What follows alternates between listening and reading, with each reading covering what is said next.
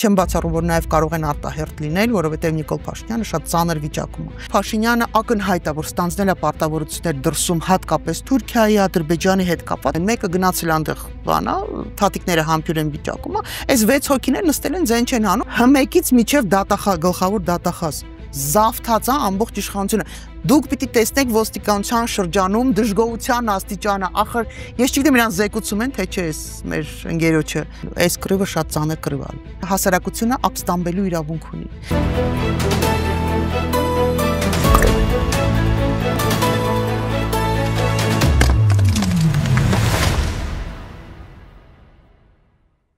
Բարև ձեզ, դուք դիտում եք հարցեր կան հաղորդումը, այսօր հարցեր կան նժար սահմանադրական շարժման համահիմնադիր Նինա Կարապետյանցին։ Բարև ձեզ։ Ողջույն։ Շնորհակալ եմ, որ այստեղ եք։ Ես եմ շնորհակալ ու շատ ուրախ եմ։ Ես հետևել եմ ձեր պրոյեկտներին ու շատ բարձր գնահատական ունեմ ձեր աշխատանքի հետ կապված, ապրեք շատ։ Շնորհակալ եմ պարտավորեցնող գնահատականի համար։ Տիկին Կարապետյանց, Հայաստանում ակնհայտորեն հետապնդվում են ընդդիմադիր գործիչներ, ընդդիմադիր հայացքներ ունեցող մարդիկ, հետապնդվում են բարձրաստիճան եկեղեցականներ, հոգևորականներ եւ ոչ միայն բարձրաստիճան, եւ դրա հետ մեկտեղ Եվրամիության բարձրաստիճան պաշտոնյա հայտարարում է, որ Հայաստանը ավելի է մոտենում մեզ եւ դա շնորհիվ Հայաստանի արժեքների եւ ժողովրդավարական սկզբունքների։ Ինչու եք բացատրում Արևմուտքի Փաշինյանի ռեժիմի հանդեպ այս ակնհայտ համակրանքն ու անդադար կանաչ լույս վառելը։ Կարևոր հարց է, գուցե ձեր հասակակիցները դուք ավելի երիտասարդ եք, ինչ որ բան բաց թողած կլինեն նախկին process-ներից։ Ես հիշում եմ ժամանակ, երբ մենք ունենում էինք ընտրություններ, որտեղ գիտեք, այն ինչ որ մենք տեսնում ենք հիմա ընտրությունների ժամանակ, դա համեմատելու չի այն ինչին այն ականատես ենք եղել ժամանակին, ու երբ որ այդ նույն Եվրամիության, Եվրոխորհրդի, տարբեր եվրոպական արևմտյան, այսպես ասած, տարբեր հարթակներից հնչում էր, որ սա այնուամենայնիվ մեկ քայլ էր առաջ, ես անկեղծ ասած ամեն անգամ այն որ ասում եմ թեթև ինֆարկտ է ստանում, որովհետև ես չէի կարողանում հասկանալ, սրա ինչն է մի քայլ առաջ։ Այսինքն մենք այս մոտեցումը, սա նորարարություն չի, սա իրենց, այսպես ասած, իրենց համար ընդունված տարբերակ է։ Բայց կարևոր չի թե ինչ են իրենք ասում, կարևոր թե մենք ենք ինչ իրավիճակ ունենք, որովհետև շատ ավելի կարևոր է թե մենք ներքուստ հաշտենք այս իրավիճակի հետ, թե հաշտենք, եւ ամենակարևոր բանը որ մենք հաշտենք մեր հասարակությունը, անգամ մարդիկ ովքեր իրենց համարում էին աթեիստ, մարդիկ ովքեր իրենց համարում էին ագնոստիկ, մարդիկ ովքեր օրինակ իմ նման մարդիկ, ովքեր նախորդ իշխանություններին ես այն ժամանակ էլ հիմա շարունակում եմ համարել օրինակ հանցավոր ռեժիմ, որովհետև այն ինչին բախվել եմ ես նախկին իմ վստահորդները, որպես ՀԿ հասարակական կազմակերպության իրավապաշտպան գործունեության արդյունքում տեսած խնդիրներ, ինձ համար դա այդպես է եղել։ Բայց ես հիմա ստիպված եմ լինում արձագանքել այդ նույն մարդկանց իրավունքների, այսպես ասած, նախկինների իրավունքների պաշտպանությամբ, որովհետև սակայն ինչ տարբերություն ում իրավունքն է խախտվում եւ ում օրոք է դա խախտվում, բոլորովին էական չի էլի։ Այնպես որ շատերն են հիմա ստիպված մարդիկ, ովքեր ունեն այսպես հակադիր հայացքներ, քաղաքական հակադիր հայացքներ անգամ ունեցողները ստիպված են լինում, ստիպվածը ճիշտ բառ չի, բայց արձագանքել, որտեղ այլ ընտրանք չկա, դու չես կարող չտեսնելու տալ կամ ինչ ասեմ, համարես որ դա սա նորմալ process է։ Դա կլինի ոչ օբյեկտիվ վերաբերում։ Դա նախ կլինի ոչ օբյեկտիվ եւ շարունակականությունը ապահովելով մենք կստանանք ավելի վատ ռեժիմ։ Երբ ես ասում եի 19 թվականից սկսած, որ եթե մենք չգնանք փոփոխությունների, դա նշանակելու է, որ օրինակ ոստիկանության փոփոխություն չեղավ, բովանդակային, ոչ թե այն ինչ օրինակ իմ գործընկեր Դանիել Յունիսյանը շատ լավ 3 տարի ասում էր շատ լավ է, ընտիր գնում ենք առաջ, հեսա տեսեք ինչ ոստիկանություն են գնալու, այդ ձևական կողմն էին փոփոխում, բովանդակային ըստ էության փոփոխությունը այդպես էլ տեղի չունեցավ, եւ ես 19 թվականից ասում եի, որ եթե չեն գնում բովանդակային փոփոխություն, դա նշանակում է մի բան, որ ինչ որ պահի այն բնույթի ոստիկանությունը, որը մենք ունեցել ենք նախկինում, օգտագործվելու է այս իշխանությունների կողմից, ու որպիսի ապօրինի հրամանը կամ անթույլատրելի, այսպես ասած, բարոյական նորմերից ներքև եւ օրենքներից դուրս հրամանները կատարվեն, մի բան է պետք անել, պահպանել, պաշտպանել այդ ոստիկաններին, թույլ չտալ, որ իրենց գլխից մազն գնի։ ու այդպես էլ արվեց։ Երբ ես ասում եմ, որ այս ճանապարհով օրինակ դատարանների փոփոխություն դուք չեք հասնելու, ու եթե չարեցիք, դա նշանակում է ձեզ պետք են լինելու դատարաններ, որոնք կատարել են ձեր հրանգները, ինչպես որ կատարել են նախկինում։ Ինձ այն ժամանակ ասում են, այ դու շատ ծայրահեղական ես, դու մարգինալ ես, դու, չգիտեմ, դու ուզում ես անպայման այս սենց ամեն ինչ սենց շեշտակի ասում եմ, այո, որովհետև կա իրավիճակ, որտեղ հեղափոխական առաջի քայլերը պիտի լինեն հեղափոխական։ Հետո երբ որ դու ամեն ինչի հիմքը ճիշտ դնում ես, կամ ոնց որ մի հատ բան կար, եթե չեմ սխալվում, բաներից սպեկտակլ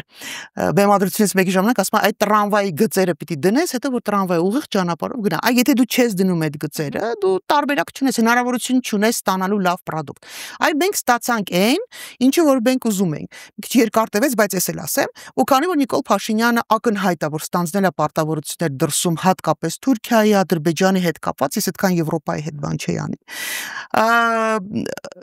Այս պարտավորությունները կատարելու համար ինքը մի ճանապարհ ունի, գնալ դեպի դիկտատուրա, ստանալ դա դիկտատուրայից այն կողմ անցնել, որովհետև այլապես ինքը չի կարողանա իրականացնի իրագործի այն պլանները, այն պարտավորությունները, որը ինքը վերցրել է եւ որը ամենայն հավանականությամբ, այսպես իրան որպես վերարտադրվելու շանս հնարավորություն է տալու, հա, այդ երկրների աջակցությունը սատարումը այս պայմանում իրան օդի ջրի նման պետք է։ Ուրիշ տեղից ինքը սատարում որպես այդպեսին երևի թե չի ունենա, որտեվ արևմուտքի հետ էլ ինչքան էլ շատերի մոտ կասկած առաջացնի, որ ինչու են լռում արևմուտքում, ու այնտեղ իրանց հետաքրքրություններ ունեն Ռուսաստանի հետ կապված, Ռուսաստանին չեզոքացնելու, ինչ որ տարածքներից հեռացնելու, բայց Նիկոլ Փաշինյանով իրենք այսպես հմայված եւ զմայլված չեն, որովհետեւ կան սկզբունքներ, որոնք որ գիտեք շատ ծանր է, երբ որ դու ես այդ կանոնները գրել ու բերել ես մեզ ժամանակին ասել ես այս կանոնները համընդհանուր են եւ դու պիտի ենթարկվես այս կանոններին, մեկ էլ հանկարծ այդ նույն քո գրած կանոնները ինչ որ մեկը խախտում է ու դու տենց լռելա իրանց կասում ես իհարկե դա իրանց համար խնդիր է, իհարկե դա իրանք հասկանում են, որ ամեն անգամ հատկապես երբ որ շատ կոշտ գնահատական ես տալի եւ հանրային ես տալի, իրանք շատ ծանր են տանում դա եւ մեկ-մեկ էլ տենց ընկերական խնդրում եմ, որ կարելի է չհնչի այդ քննադատությունը, բայց դա իհարկե ասում եմ չի կարելի, որովհետև կգա ժամանակը դուք կգնաք ձեր բարեկեցիկ երկրները ապրելու, իսկ մեր երկիրը մնալու է կազմաքանդված, հետևաբար ներողություն, բայց չի ստացվելու։ Տիկին Կարապետյան, ձեր պատասխանի առաջին հատվածում ես այն մեսեջը նկատեցի, որ ոչ այնքան կարևոր է թե դրսից ինչ գնահատական կհնչի, այլ շատ ավելի կարևոր է թե ներսում մենք ինչ վերաբերմունք կունենանք։ Պարզապես դրսի գնահատականի մասին ինչու ենք շատ խոսում, որովհետև ընդդիմադիր գործիչները շատ շեշտում են, որ այս ամենաթողությունը պայմանավորված է դրսից չզսպելու, այլ մի բան էլ հակառակը խրախուսելու քաղաքականությամբ, եւ երբ ասում ենք Եվրոպան առանձնապես չի համակրում Փաշինյանին, այստեղ բնականաբար անձի հարցը չի, այլ այն քաղաքականության, որը հանձին Փաշինյանի տարվում է, եւ իրենք այդ քաղաքականությունը, օրինակ ընդդիմադիր համայնքապետերին կալանավորելը, մարդկանց անձնական կյանք ներխուժելը, այսինքն մարդու իրավունքների վերաբերյալ բոլոր են հիմնարար դրույթները, որոնք կան, ամենօրյա ռեժիմով Հայաստանում ոտնահարվում են եւ դրանք որևէ արձագանք, լուրջ արձագանք չեն գտնում։ Համարժեք արձագանք իսկապես չեն գտնում, որովհետեւ սրա 1000-րդ է լինել նախորդ իշխանությունների ժամանակ, մենք հիմա ստանալու ենք այդ զանգերը, դիլեգացիաները, որ գալիս էին տենց սրտաճմլիկ պատմություններ։ Ես միշտ բազմաթիվ անգամ ասել եմ, որ ամենայն հարգանքով բոլոր կրոնական կազմակերպությունների նկատմամբ ես իսկապես չունեմ որևէ մեկի հետ խնդիր, բայց հանկարծ ու մի որևէ կրոնական կազմակերպություն մի հոգու հետ կապված փոքր միջադեպ լիներ։ Գիտեք, ստեղ ինչ էր կատարվում Երևանում։ Այդ դիլեգացիայի հետևից նամակները, այդ հոդվածները շատ այնց խիստ դատապարտող։ Ես ընդունում եմ, որ այդ խնդիրը կա։ Բայց իրենք ունեն իրենց հետաքրքրությունը։ Իրանց հետաքրքիրը, արևմուտքին հետաքրքիրը Ռուսաստանի Դաշնության տարածքից դուրս գալ, թե հիմա ինչ գնով կլինի, հանուն արդարության դա տենց փաստորեն այդքան է շատ չի հուզում։ Նորից վերադառնալով ներս շատ 1000 անգամ ավելի կարևոր է, որպեսզի մենք կախվածություն չունենանք դրսի տեսակետից, դրսի կամայականություններից, պարտադրանքից, թե մեզ դրսից ինչ կարող են պարտադրել, մենք պիտի մեզ համար ներսում ունենանք այ մեր եթե կուզեք, չգիտեմ, կուզեք չէ, արժեքները, մեր կարևորագույն սկզբունքները, այ ինչի հետ մենք երբեք չենք հաշտվելու։ Այդ մենք մեզ համար ներսում որոշեցինք, շատ ավելի հեշտ կլինի այդ նաև այդ խաղալարածների ինստիտուտը դադարեցնել, հա, կամ ճնշումների կամ մեկ անձին շահագրգռելով, օրվա իշխանության ներկայացի մի հոգու շահագրգռելով ստանալ իրենց համար ցանկալի պատկեր Հայաստանում։ Այսինքն մենք պիտի առաջնորդվենք բացառապես միայն մեր ներքին հայկական հայաստանյան շահերով։ Այս սա է պետք ուղղակի հասկանալ։ Հա, Տիկին Կարապետյանց, ներսում վերաբերմունք ձևավորելու եւ հայկական շահը մշտապես առաջ մղելու համար եւ այդ գիտակցումը ամրապնդելու համար շատ կարեւոր դեր ուներ քաղաքահասարակություն կոչվածը։ Ակնհայտորեն այդ սեգմենտի զգալի հատված սերտաճեց իշխանության հետ, մի մասն էլ որոշ ներկայացուցիչներ, ինչպես դուք եք ասել, ձեզ թիտում են պասերով խաղում են իշխանության հետ։ Ես ավելի վատ բաներ եմ ասել, առանձին փակ հանդիպումների ժամանակ ավելի վատ բան եմ ասել, բայց եթերային ֆորմատը թույլ չի տալիս այդպես ձևակերպել, ինչպես ես իրանց ասել եմ, որովհետև դա իսկապես հանցավոր process է։ Երբ դու զբաղեցնում ես իշխանությունների եւ ժողովրդի մեջտեղը որպես բալանսավորող, որպես ժողովրդի ձայնը լսելի դարձնող, որպես իշխանությունների զսպելու էլի բազմաթիվ գործիքակազմեր ունեցող այդ նիշան զբաղեցնում ես, բայց դառնում ես օրվա իշխանության ու կապ չունի այնտեղով անստած, դառնում ես իր անձնական օգտագործման քաղաքասարակությունը, դու հանցագործ ես։ Երբ որ դու նույն այդ քաղաքասարակության ներսում ես, չես սատարում օրվա իշխանության հանցավոր հակասահմանադրական, հակապետական, հակահայկական գործունեությանը, չես սատարում, բայց շարունակում ես մնալ լռել,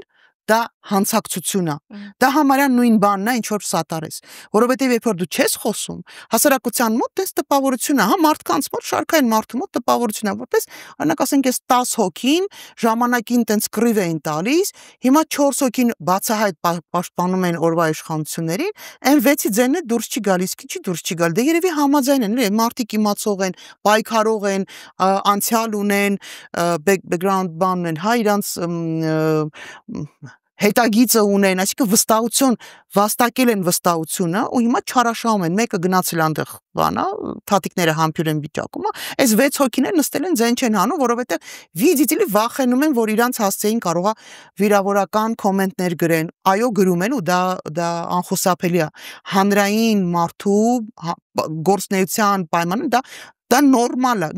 լավ չի, բայց անխուսափելի process է, դա մեդալի հակառակ կողմն է։ Այն որ ձեզ մոտենում են փողոցում ժպտալով ասում են, վայ ինչ լավն է, մենք հիացած ենք, այդ մեդալի մի կողմն է։ Մյուս կողմն է, որ կան անհամաձայն մարդիկ կամ բոտերը, որոնք որ ասենց հարցակումներ են անում ու դա 19 թվականին հակառակ տեսակետ ունենալը դա մահապարտի նման մի բան էր։ Բայց հիմա էլ հակառակ տեսակետի համար կալանավորում են, այնպես չի։ Հա, էդ էլ է տարբերակ, բայց լավ, եկեք բան անենք Օրինակ մարտի 1-ի ժամանակ այնքան մարդ էին կալանավորել, այն որ ումից հարցնում էր, ասում էր բան, կալանավորված է։ Սա նորմալ պրակտիկա չէ, սա պետքա դադարեցնել։ Հա, Տիկին Կարապետյանց, երբ նախկինում անընդունելի բարքերին անդրադարձ արվում է, խնդիր չեմ տեսնում, բայց այս ամեն ինչը արվեց, որ չլիներ նախկինի շատ ճիշտ եք ասում, բայց որպեսզի այսօր չկրկնվեր այն ինչ մենք տեսել ենք 2008-ին ու դրանից առաջ դրանից հետո, պետք է մեխանիզմը փոխել, պետք է մտածողությունն ու վերաբերմունքը փոխել, հա, պետք ուզեք պետական կառավարման մոդելներ պետք փոխել, որպեսզի մի անձ չգա ու ամբողջ իշխանությունը չզավթի։ Հմեկից միջև գլխավոր դատախազ զավթած է ամբողջ իշխանությունը։ Ու սա Նիկոլ Փաշինյանի սենց բուրըն ֆանտազիան չի։ Մեր համակարգը այնպեսին է, որ ցանկացած մարդով գալիս է իշխանության, ինքը տենց ակամայից դառնում է ամբողջի տերը։ Եվ որպեսզի ես այն ժամանակ նախկին իշխանությունների, որ ասում էի բանտերը պատրաստեք, որովհետև մի օր դուք այնտեղ կարող ալնեք, գիտեք ինչ քմծիծաղ էին տալի, գիտեք ինչ ցինիկ ժպիտ կար իրան ծերեսների։ Այսօր որ գալիս բողոքում են, ասում են բանտային պայմանները լավը չեն, այո, լավը չեն, բայց որպեսզի լավը լինեն, դուք պիտի սկսեիք սարքել։ Հիմա Նիկոլ Փաշինյանի նույն բանն եմ ասում։ Եթե դու ուզում ես նորմալ բանտային պայմաններ, որպեսզի հետո չբողոքես, եթե դու ուզում ես արդար դատական process, եթե դու ուզում ես արդար քննություն, եթե դու չես ուզում սազանել, դու այսօր արդեն պիտի փոխածնել, բայց ուշ է։ Ռուսական մատ խոսքը ասում է поезд давно ушел։ Դու արդեն կորցրել ես այդ ժամանակ, այս վերջի մի տարում դու հաստատ չես հասցնելու դա անելու եւ շնորհավորում եմ իր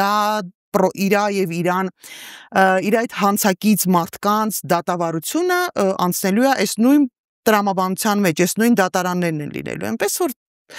կվայելեն այն, ինչ որ ցանել են։ Իսկ մենք պիտի ունենանք եւ այդ հնարավորությունը իսկապես կա։ Հայաստանը կամպուճուր պետություն է, ու մենք այնքան միատար ենք, մեր բոլոր տարաձայնություններով հանդերձ, այնքան միատար ենք, որ Հայաստանը ոտքի կանգնեցնելն ու շտկելը դա շատ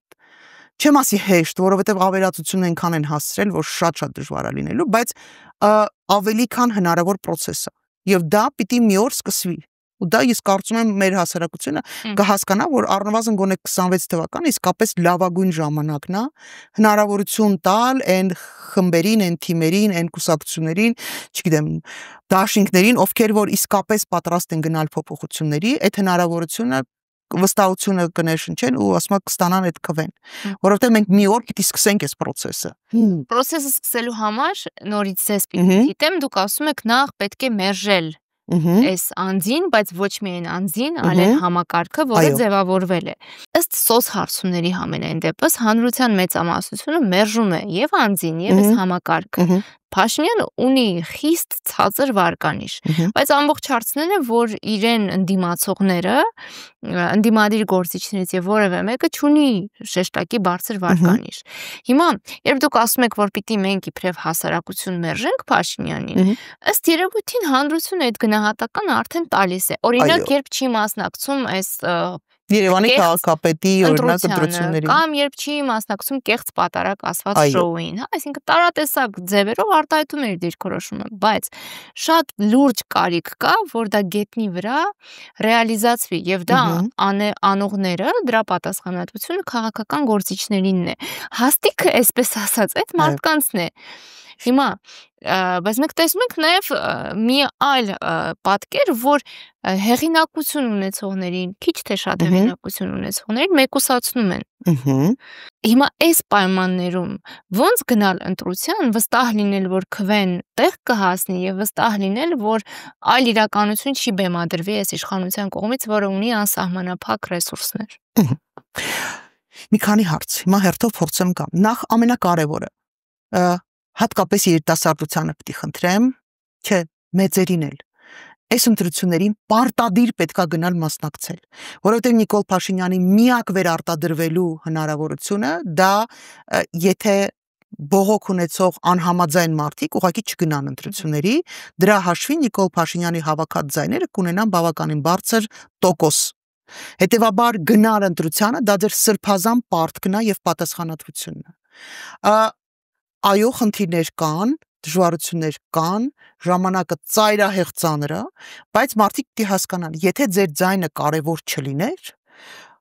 այդ թվում նաև այս իշխանությունը չէր գալու ձեր ձայները մուրալու, բառացիորեն մուրալու։ Ձեր ձայները տարիներ շարունակ առել են, հասկանում եք, այն որ ասում է կանխիկ փողով, քյաշ փողով ձեր ձայները առել են։ Եթե կարևոր չլինեն ձեր ձայները, ոչ այդքան փող կծախսեն, ոչ այդքան ժամանակ ձեր վրա կծախսեն, այնց կանտեսեին կանցնեն, բայց յուրաքանչյուր մարդու մեկ ձայնը դա բացառիկ կարևորություն է։ Դուք ճակատագիր եք որոշելու, այդ մի ձայնն է, որ որոշելու է, հենց քո անձնական քո մի ձայնն է, որ որոշելու է այս պետության ապագան։ Ընդհանրապես մենք դեռ ունենք ժամանակ, առնվազն գոնե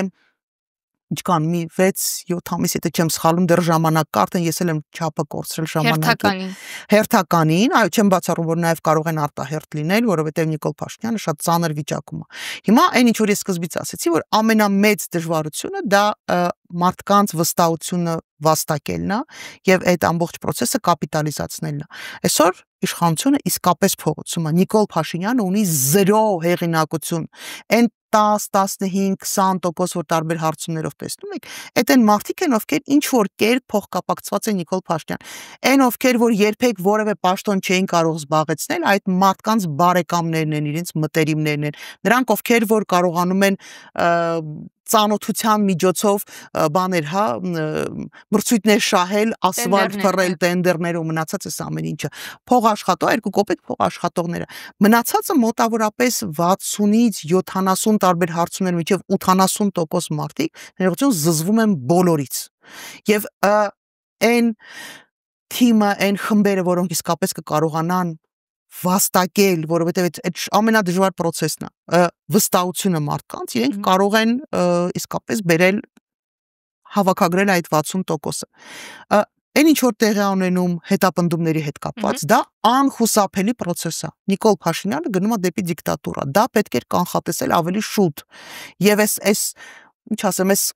կործանման ընթացքը կամ ավելի շուտ էր պետք կասեցնել 21 թվականին կարողանալ համախմբվել ինչ որ ձևի, ոչ թե գնալ 36 հատ, չէ 36 շատ ասցի լավ, 25 հատ կուսակցություններով եւ դիտավորյալ գնալ ու փոշիացնել կամ չհասկանալով գնալ ու փոշիացնել ձայները, որովհետեւ այն մարդիկ, ովքեր որ ավելի քիչ ձայներ հավաքեցին, նրանք ուղղակի սպոյլ արեցին, իրանք ուղղակի մասնակցեցին արեստական ապահովելով Նիկոլ Փաշինյանի վերարտադրությունը։ Ասենք, եթե այս մարդիկ իսկապես ազնիվ են, գիտակիցին, նրանք պիտի հասկանան, որ դուք պիտի միավորվեք։ Մնացածը ձերբակալությունները, կալանքները, քրեական գործերը, միջև Նիկոլ Փաշինյանը չհեռանա, սա այս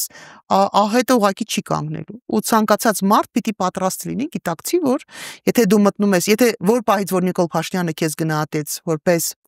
իրական հակառակորդ, ինքը կամ քո վերաբերյալ քրեական գործերը հարուցելու կամ կալանավորելու է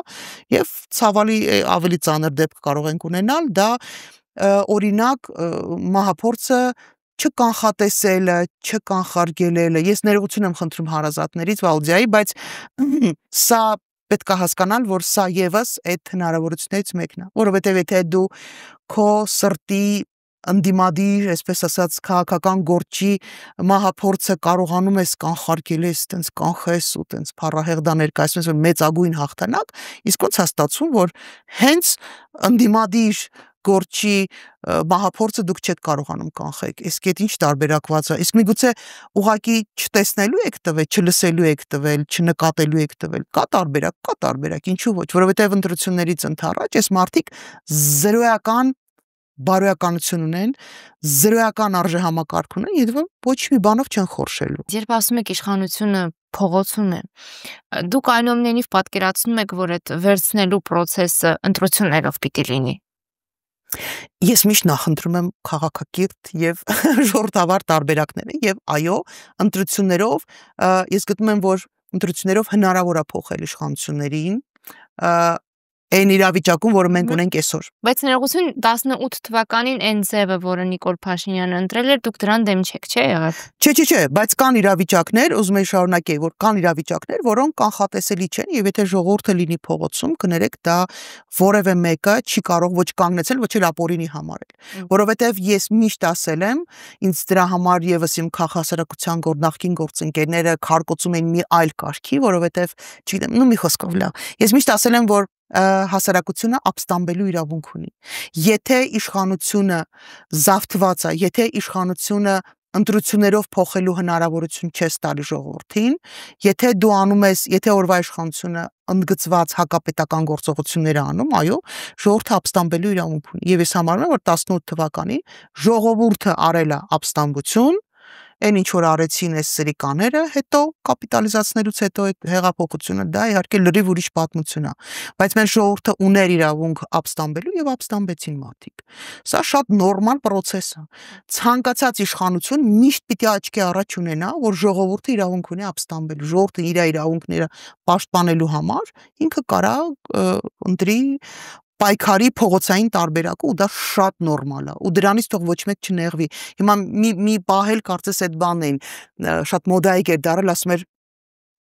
տեսակ դուք 18 թվականին դուրս եկաք փողոց, տեսակ դա ինչին դա պատճառը դա չէր։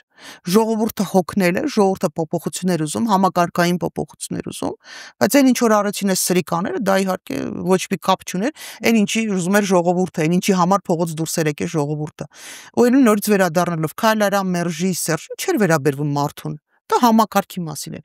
Քայլ արա Մերժի Նիկոլին ընդամենը դա ինձ համար հասկանալի չի։ Ու ինչ ու հետո նորից ինչ որ մի բան, որից հետո մենք չենք հասկանալու ինչ արելու, չէ, շատ կոնկրետ։ Այո, Նիկոլ Փաշինյանը պիտի հեռանա, դա անգամ քննարկման ենթակա չի, դա անխոս, բայց Նիկոլ Փաշինյանը կներեք ասում արդեն հեռացված է։ Ժողովուրդը իրան մերժել է հավասարապես, ինչպես ժամանակին մերժեց մնացածին։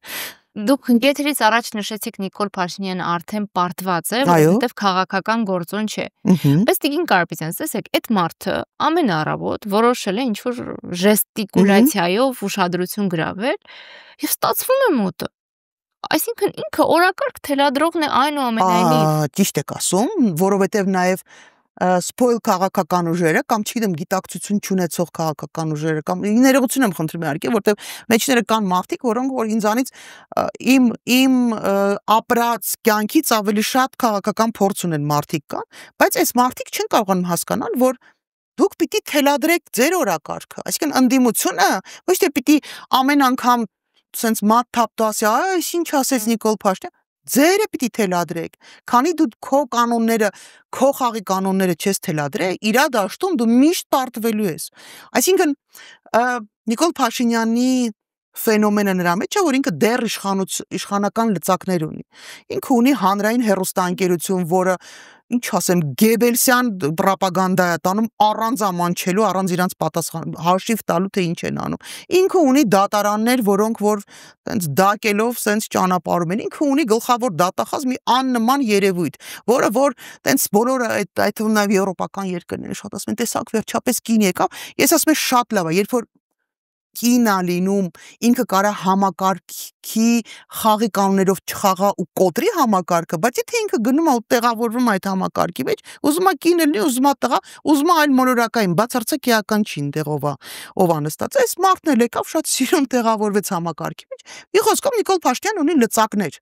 Ու քանի դեռ ինքը այդ փոքր թվով պրոպագանդիստները ունի, որոշակի լծակներ ունի, ինքը ինչ եւ ոստիկանություն իրան պաշտպանող, բայց դա էլ շատ հարաբերական է, շատ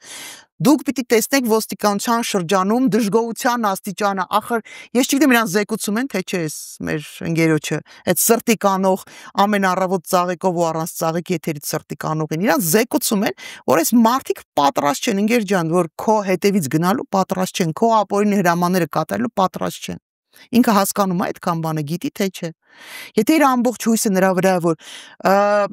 ընտրություններն էլ կկարողանան ինչ-որ ձևի կեղծեն, ինչ-որ պրոցեսներ իրականացնեն, ինքը կվերարտադրվի, հետո մարդկանց էլ փողոցում կփորձի երկրորդ մարտի մեկ անել, ինքը չարաչար սխալվում է։ Չի գնալու ոստիկանությունը այդ ճանապարհով։ Մինչև էս Տիկին Կարապետյանց բոլոր հնարավոր իրողությունների ժամանակ ոստիկանությունը գնաց Փաշինյանի հետևից։ Ճիշտ է, բայց ոստիկանությունը շատ տարբեր է։ Ոստիկանությունը միշտ ունեցել է ջոկատներ, որոնք տես թեթև մարդակերների ջոկատներ են, դա բոլոր իշխանությունների ժամանակ ա եղել, որ սենց այդ հրեշտակները, հա? Առանց ասմա բաների, տակերի, հրեշներն էին, այն որ ոստիկանություն հրեշներ, այդ մարդիկ ոչ սրբություն ունեն, ոչ բան չունեն, իրանց ինչ հրաման կտաս կան, ոչ էլ մտածելու ունակություն ունեն շատերը իրանցից։ Հետևաբար այս մարդկանց միշտ էլ եղել է։ Բռնությունը միշտ նորմալ եղել։ Նորմալ չի եղել, մեր դառը իրականությունն է եղել։ Բայց այս աստիճան դժգոհություն ոստիկանության ներսում, որը այս պայն գուցե տեսանելի չի, բայց մարդիկ ովքեր որ հնարավորություն են շփվելու, իսկ քաղաքը շատ փոքր է, իսկ մենք բոլորս իրար հետ փոխկապակցված ենք, մենք ստիպված ենք լինում գնալ տեղեր, որտեղ գուցե այդքան շատ քո սրտի մարդիկ չեն հավաքված, բայց ունես ազգակցական կապեր, ընկերական կապեր։ Դուք չեք պատկերացնում դժգոհության աստիճանը, որովհետև ոստիկանն է Արցախում կռվել, շատ ոստիկաններ, ընկերներ են կորցրել, իրանք են գնացել, իրանք են պայքարել կռիվ տվել, բա դու գաս ու տենց զրոյականացնես ու ոչ մի բան, բա զինվորականն էլ է հասկանում, չէ, այս ամբողջ process-ը, որ դու հակահայկական եկեղեցուն, դու ոստիկանին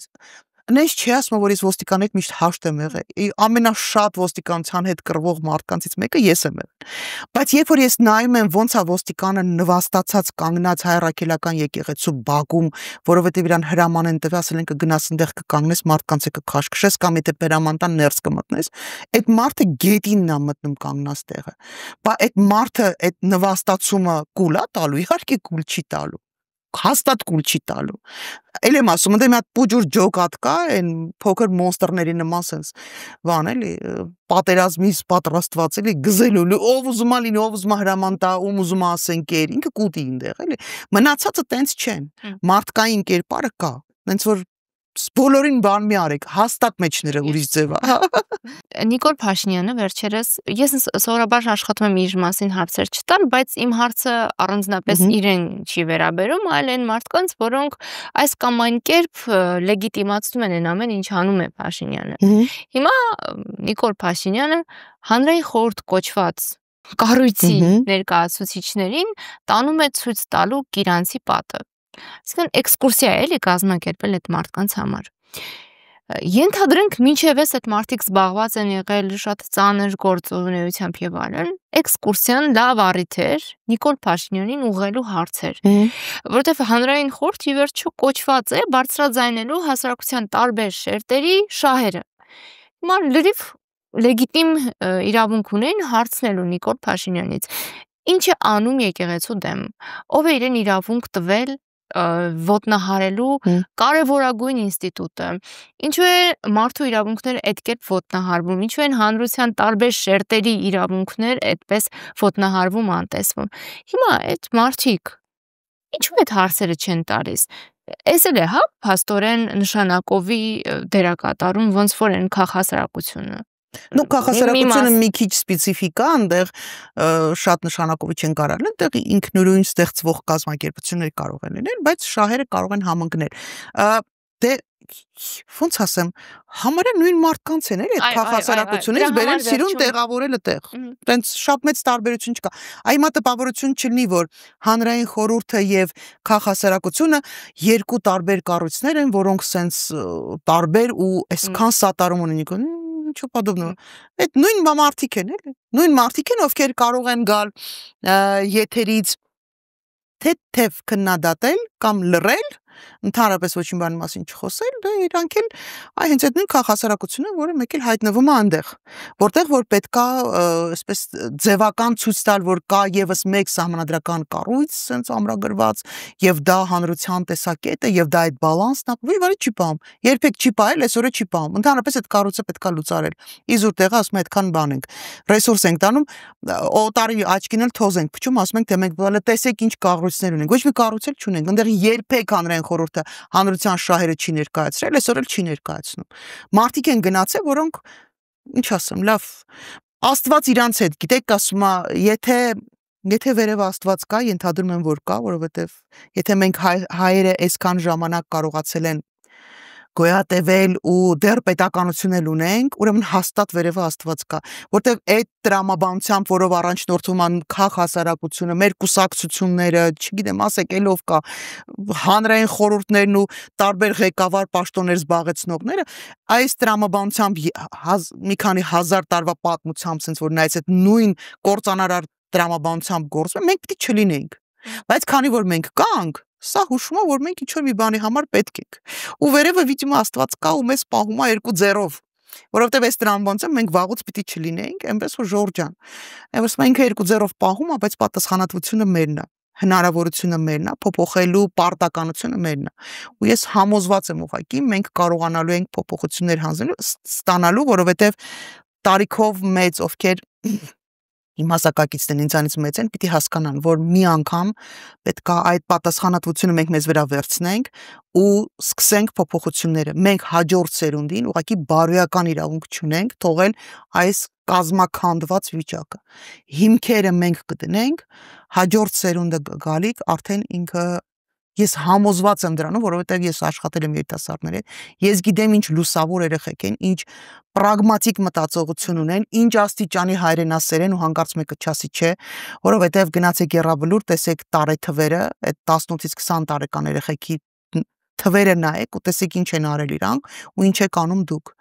Այն որ նստած լռում են, չեն խոսում, որ հանգարց տակը կոմենտ չգրեն, գնացեք մի հատ Եռաբլուր։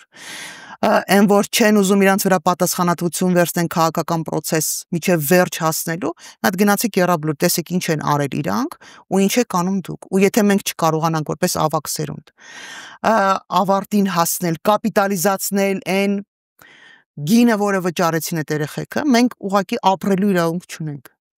Որպես սերունդ մենք պիտի այն ամենապախարակված սերունդը լինենք, բայց քանի որ մենք շատ դժվար ճանապարհ ենք անցել, այս այն սերունդն է, որը 90-ականների ամենադժվար ժամանակներն է ապրել։ Մենք, չգիտեմ, գունավոր հացեր ենք կերել, այն մուգ կապույտից միջև, չգիտեմ, գորշ գույնի ինչ որ հացեր։ Մենք մթության ու ցրտի մեջ ենք նստել սովորել ու պարապել։ Իմ հասակակիցները պատերազմների են մասնակցել, բոլոր պատերազմներին։ Մենք փողոցում ենք, Երևանի փողոցներում ենք կռիվ տվել, Ամուլսարի սարերում ենք կռիվ, մենք բոլոր տեղերում կռիվ ենք տվել։ Մենք պիտի թույլ չտանք, որ մեր այսքան անցած դժվար ճանապարհը, մեր այսքան սրտացավությունը գան մի քանի խուլիգան կամ չգիտեմ տգետ գան ու որոշեն, որ զրոյականացնում են մեր արածը, մեր ներդրած էսքան։ Այնպես որ մեզ վրա շատ մեծ պատասխանատվություն կա, երիտասարդությանն էլ հանգարց ասում եմ չհուսատվեք, երեխեք, չլսեք նրանց, ովքեր որ ձեզ ասելու են, որ ձեր ձայնը ոչինչ չի որոշում, որ դուք որոշիչ չեք, մենք որոշող ենք։ Եթե Հայաստանի Հանրապետության ներսում մեր հասարակությունը, մեր ժողովուրդը որոշում կայացրեց,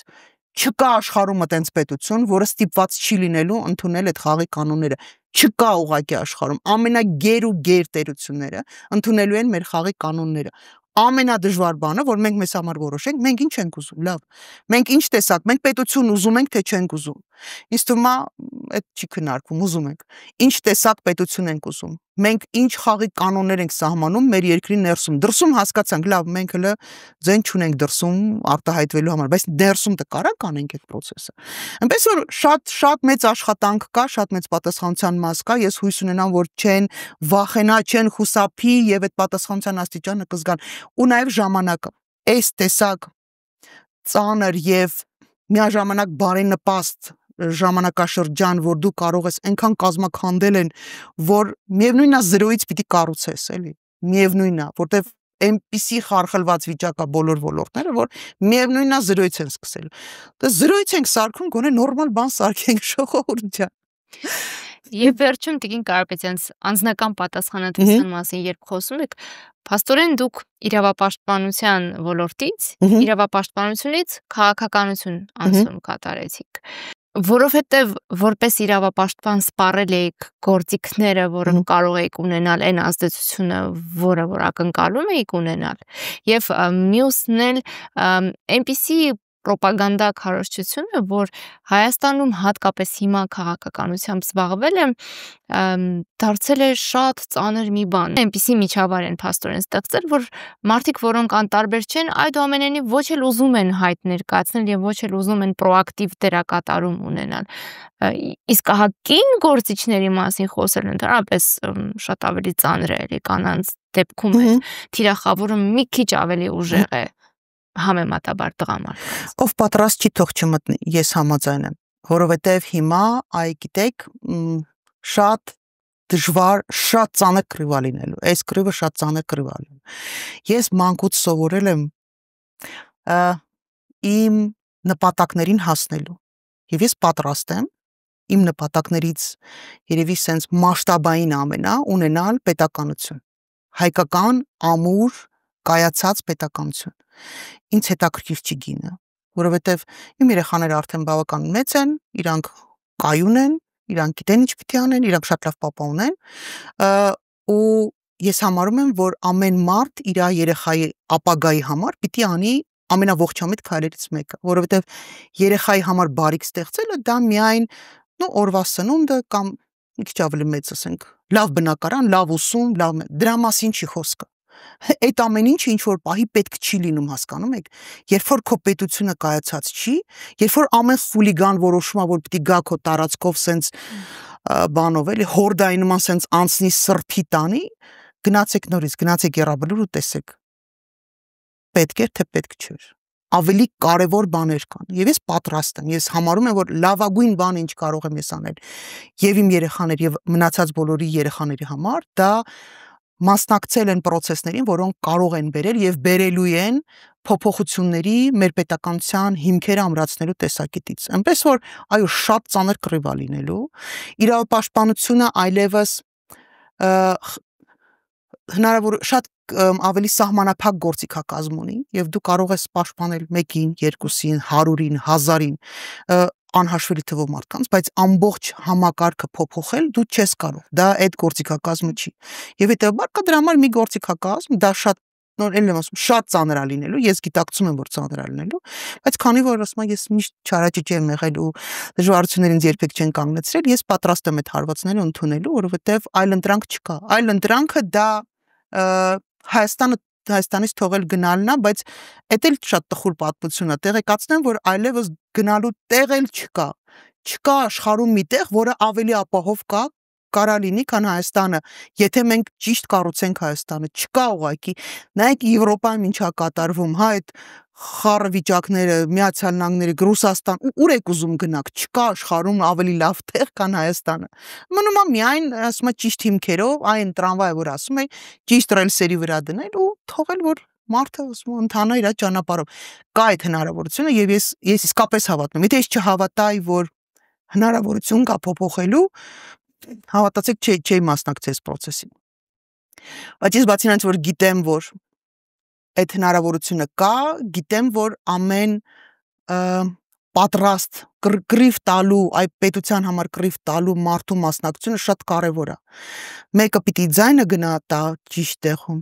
մեկը պիտի այդ խոսքը տեղ հասցնի, մյուսը պիտի գնա այդ գործերը անի, բոլորս մի բան պիտի անենք։ Ու ցանկալի է իհարկե համախմբված, ասում այդ բոլորը լինի մի գծի վրա։ Շնորհակալություն։ Ես եմ շնորհակալ։